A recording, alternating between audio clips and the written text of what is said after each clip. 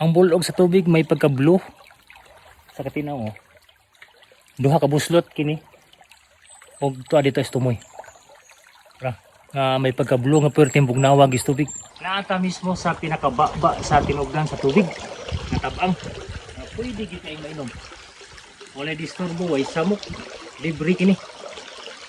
Diri atong adtuon.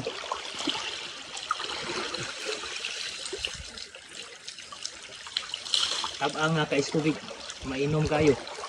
Pure mineral. Takong kahoy. Na. Tungod.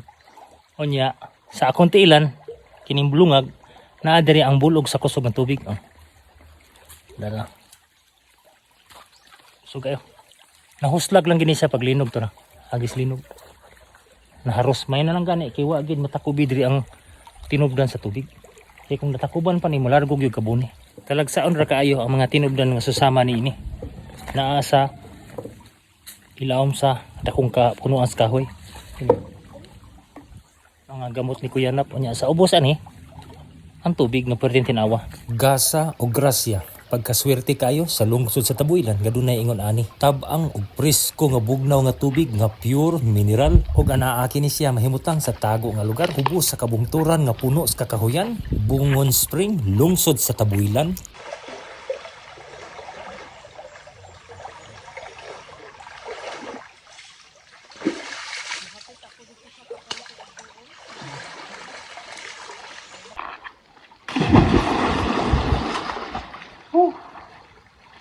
Bugnaw sa tubig. Ang gana maligo diri naani sa tago kay nga lugar. Palibot mga kabungturan.